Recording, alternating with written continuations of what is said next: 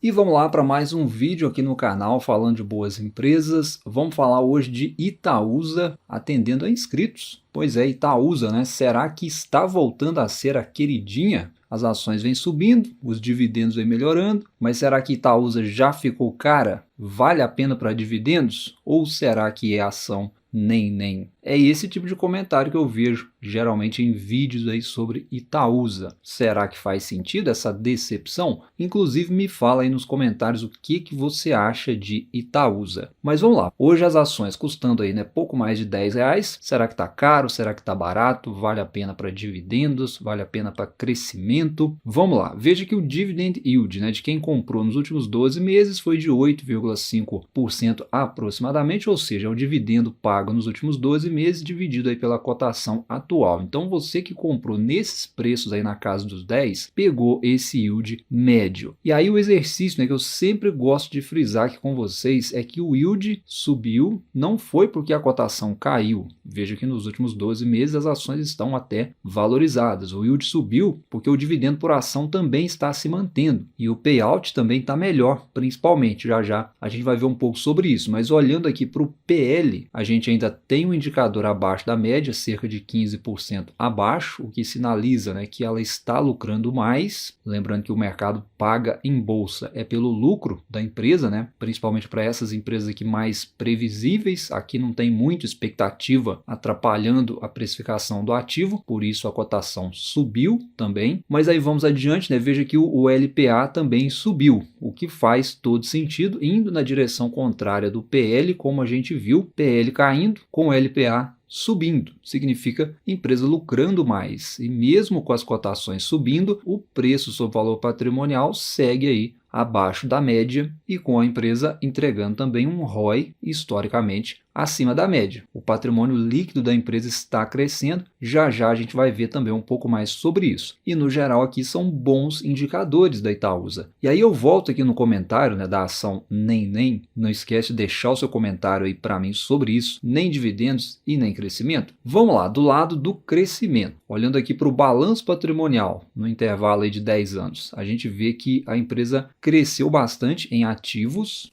e patrimônio líquido, né, onde os ativos menos os passivos, a gente tem o patrimônio líquido, que é toda a riqueza da empresa. A gente vê aí que os passivos estão no controle, né, e o ativo vem aumentando, gerando mais patrimônio líquido, mais riqueza para a empresa. Mas será que isso gerou valor para o acionista? Logicamente sim, né? Se a empresa está crescendo, tem que gerar valor para o acionista. Mas a forma mais correta para a gente responder essa questão é comparando com outros bancos, com outras empresas do mesmo setor. Então vamos ver os outros grandes bancos aqui, porém vamos olhar a rentabilidade que foi entregue nas cotações, porque reflete na lucratividade das empresas e também no reinvestimento com dividendos que compõe o retorno para o acionista que comprou as ações da empresa. É isso que o investidor quer. Aí eu peguei aqui duas linhas do tempo, né? Uma no Status Invest e outra no Investidor 10. Ambos os comparativos, segundo o Status Invest e o Investidor 10, estão considerando dividendos. Mas vejam só, no Status Invest, em 10 anos, Itaúsa rentabilizou aí mais do que Banco do Brasil, por exemplo, Bradesco também, ó.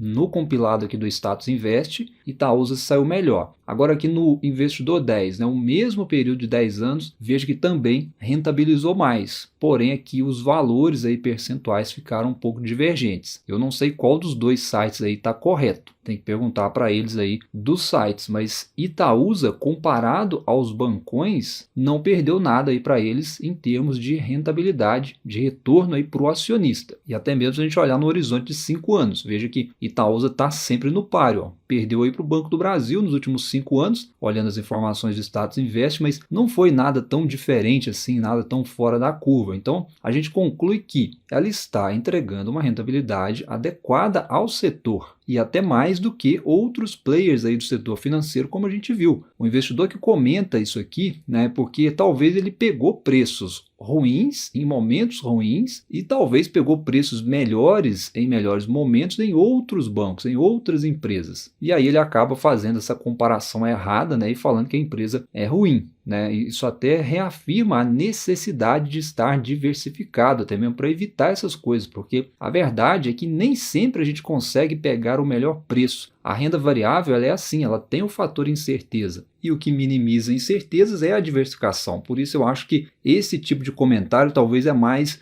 uma birra ali do investidor do que algo que de fato tem algum fundamento, né? E aí eu percebi que muitos também usam a justificativa dos 2 centavos de dividendos, o que não é verdade também, né? Muita gente acha que Itaúsa paga 2 centavos aí apenas 4 vezes por ano, mas olhando aqui para o histórico de proventos, a gente vê que a média dos últimos 5 anos ela pagou mais de 55 centavos. Nem em 2021 aí que o payout foi só de 25%, ela pagou só 4 dividendos de 2 centavos, como muita gente pensa erroneamente. Então é mais um sentimento de impaciência do investidor em não vislumbrar o longo prazo, na minha opinião. E a gente teve, por exemplo, o Barsi, né, lá na pandemia, vocês devem lembrar disso, um pouco depois da pandemia, ele vendeu as ações que ele tinha da Itaúsa, né, e eu acho que isso também contribuiu aí para essa narrativa, né, de ação nem, de ação ruim para investir em relação à Itaúsa, né. O Barsi vendeu usando o critério de dividendos, né, porque a Itaúsa cortou o payout, como eu falei, né, para 25%, então na estratégia dele parou de fazer sentido. Porém, vocês devem se lembrar que ele comprou, nessa mesma ocasião aí mais ou menos da venda de Itaúsa, ele comprou ações da Cielo e da IRB. Vocês lembram disso? Por mais que naquele momento tenha feito sentido, nesse intervalo de médio prazo, não foi uma boa troca. E tudo bem, né? Como eu falei, faz parte do mercado, da vida do investidor. Se o Barsi, que é o Barsi, erra, por que você não pode errar? A grande questão nem é essa, a questão é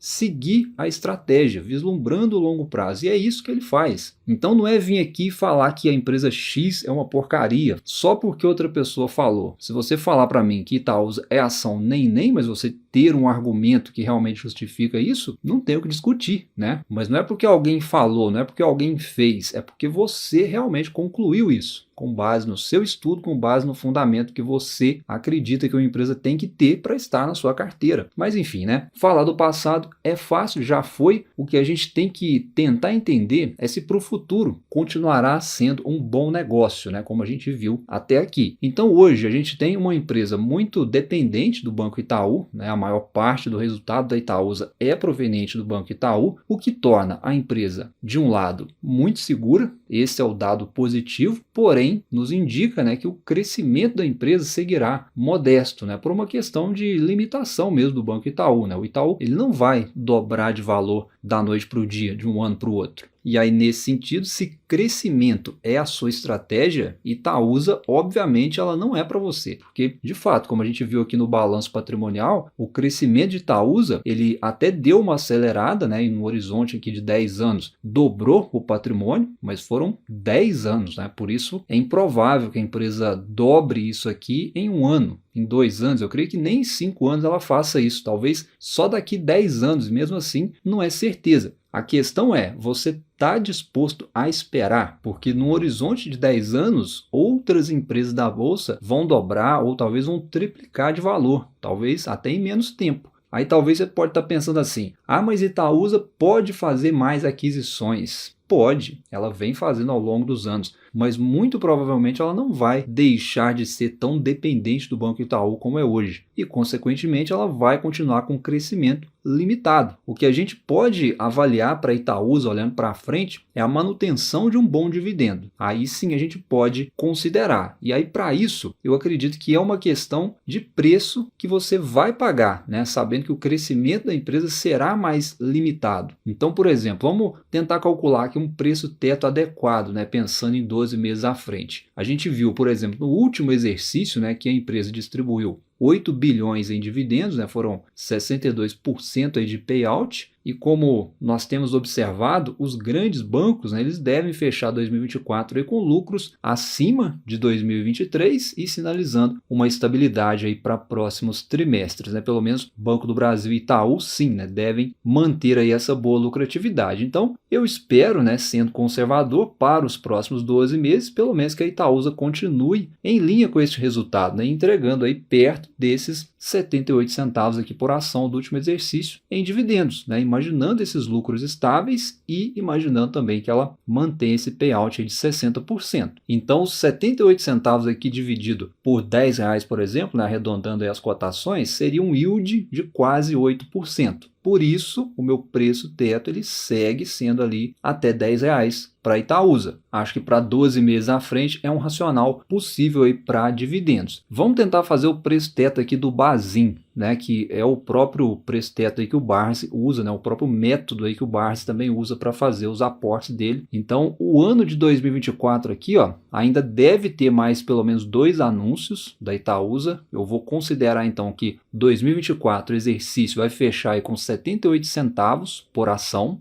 Não é certeza, mas tem chance, então eu vou considerar esse racional e vou fazer aqui a média de 5 anos. Vamos ver o que vai dar. Eu vou considerar então, ó, que 2024 fechando aí com 78 centavos por ação. Aí agora eu vou somar com os outros anos atrás para fazer a média. Então, mais 58 aqui, mais 61, mais 39 centavos de 2021 e mais 64 centavos aqui, e na soma deu aí R$3 por ação. Agora eu vou dividir por 5, que foram os períodos que eu considerei, vai dar uma média então, ó, 60 centavos. Aí aplicando a fórmula do Barsi, né, ou do Bazin, que desenvolveu a fórmula que o Barsi usa até hoje, que é de 6%, ou seja, 0,06 dividido, temos aí o preço teto então de R$10. Ou seja, até R$10, seguindo essa metodologia, tem boas chances aí de você pegar pelo menos 6% em dividendos de Itaúsa. E voltando aqui no que eu falei, né, dos anúncios de proventos, né, não é certeza, tá, que ela vá fazer ainda mais 2 anúncios, como eu falei. Eu acredito que sim, né? Mas as Datacom que já constam aqui, ó, no histórico em 2024 é referente aos 2 centavos trimestrais, que a empresa já anunciou com antecedência. Mas como 2023 a empresa fez vários anúncios além dos trimestrais, eu creio que em 2024 a gente vai ter também mais anúncios. Por isso eu acho que a gente vai ter pelo menos mais 2. Mas enfim, eu posso estar errado, tá? O vídeo aqui é para você refletir aí, fazer as contas e se faz sentido as informações que eu estou trazendo. Você pode fazer aí o cálculo de preço teto também, considerando que ela não vai anunciar mais nada agora em 2024. Mas voltando aqui no comentário, né, da ação Nem, acho que não tem nada disso. É mais uma questão, como a gente viu aqui, de preço que você está pagando. E aí, respondendo a quem perguntou, primeiro para dividendos, abaixo de R$10 é o que eu falei. Para mim, faz sentido. Porém, se você quer crescimento, aí não é ação para você. Simples assim, né? Não tem que ficar quebrando a cabeça, porque ela não vai dobrar de valor em pouco tempo, dado aí a limitação, né, ou a grande exposição ao Banco Itaú que ela tem. E por isso é improvável que ela vá também se alavancar de novo para fazer mais aquisições, uma vez que ela acaba de se desalavancar desinvestindo da XP. Por isso eu enxergo mais um cenário de estabilidade para Itaúsa do que para crescimento. E consequentemente responde aí a outra pergunta do início do vídeo, né? Se está barata para dividendos, acima de 10 já está meio sem margem de segurança, com base no preço teto para dividendos, e aí para crescimento, é o que eu acabei de falar, né? Crescimento não deve ser acelerado por uma questão de limitação do negócio com a exposição dela ao Banco Itaú. Mas me fala aí, qual é a sua opinião sobre Itaúsa? E se você chegou até aqui, se inscreve no canal e ative as notificações para você não perder os próximos vídeos. Um abraço, bons estudos e até a próxima.